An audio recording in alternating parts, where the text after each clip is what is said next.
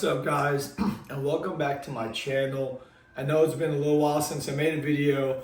I actually had a camera malfunction. Again, I seem to have the worst luck with action cams, but my files got corrupted for my first expert race. So the only clips I had were the ones that my wife filmed for me. And coming into the pits after I got my first podium as an expert, so that was pretty exciting for me. But I wanted to kind of give you all some insight on something a little bit different today. Y'all may not know this about me, but I'm actually a strength and conditioning coach.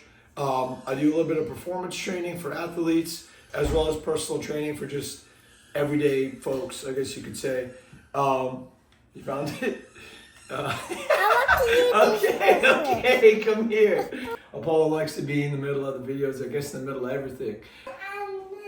And I thumbs up. You thumbs up? Okay. I want to give you guys a little bit of insight on something I've kind of come across as I've started to get a little bit older. I've been paying attention to recovery a lot more. And one of the biggest things that I found that really helps in recovery, not just from exercise, but in particular for motorcycles, because as you know, if you've gone a long trip before, or if you've ridden track days, or if you've raced, pretty sore after a day of riding, especially racing. A bit more cognizant of recovery so I can perform the following day as well. So you typically have 4 races a weekend, 2 on a Saturday, 2 on a Sunday. I like to make sure that I'm ready to go the next day. And that's kind of what brings me to the cold plunge that I built.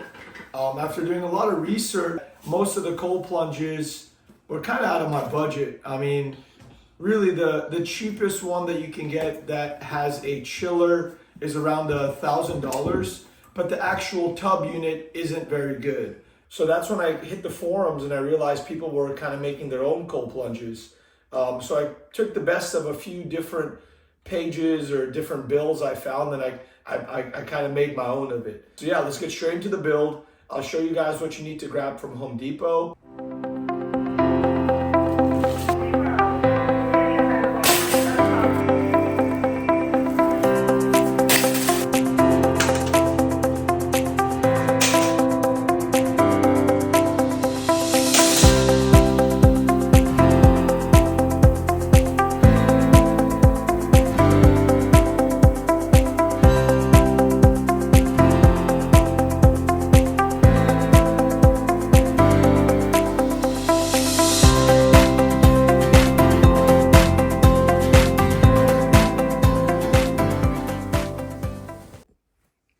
So one of the hardest things I had trouble sourcing or getting was this little fitment for the drain plug of the actual freezer, which is a 1/4 inch.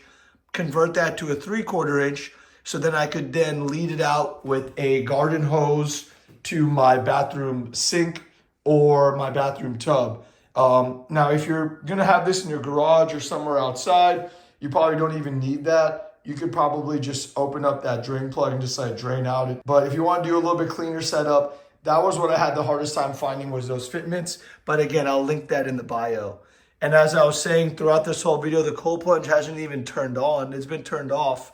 And that's because of this temperature regulator. So how this works is it's mainly for aquariums or terrariums. But I have mine set to 45 degrees. Which I found is the most beneficial. What I've read is 3.5 minutes at 45 degrees is like the best happy medium.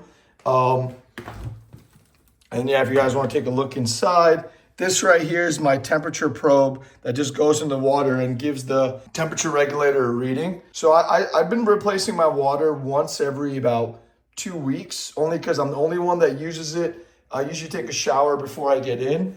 And you can notice the water doesn't get too dirty too fast. As long as you're, I guess, relatively clean when you get in it. That is the drain plug for the actual tub. So you unscrew that, you pull this out, connect it to your hose, and you drain it wherever you want. Now, the other thing you're gonna need is some type of transfer pump. And I originally started with this thing, which isn't bad.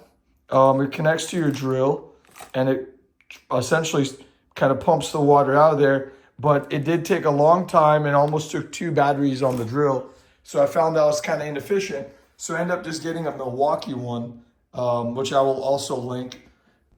This is the other water transfer pump that I upgraded to. As you can see, it has a much larger pump. It has 2 garden hose connections, and it's way faster. It drains my whole tub in about less than 30 minutes. And I think it only used 1 battery last time. So that's way better than using the drill for 2 batteries. But yeah, that's pretty much it. If you notice, I actually sealed all of the seams just to be a little bit extra careful all the way down and around here. And notice I didn't do maybe the best job as far as aesthetic finish, but it definitely holds water. All these deep freezers are meant to hold water, but I didn't want the water to get in between the lining and I guess essentially the cooler portion of the deep freezer. But it's been working really great, guys. I've had no problems with it. This whole build cost me around $400, maybe give or take maybe $20 to $30, based on which water transfer pump you want to buy. But this was a really good cost-effective option for everything else that's on the market. And to be honest, it's really revolutionized my recovering from training, exercising, and also from riding. So for race weekends, I almost feel like if I can't use this or I don't have this, something's missing. So this has really been a little bit of a cheat code of mine. And the build is pretty simple, as you can see. It's really just a deep freezer, temperature controller, and some way to get the water in and out. That's really what it boils down to. But if you guys have any questions or comments on my build on this, or how it helps me, or any other questions on how you can build one yourself, I'm happy to help. Wellness, exercise, and motorcycles are probably my 3 biggest passions in life. So I'm more than happy to help anyone who has any questions. But guys, if you like this video, please comment, like, and subscribe. It makes a big difference. And give me a thumbs up and click that little bell button. It helps the algorithm. Thanks, guys. Ride safe.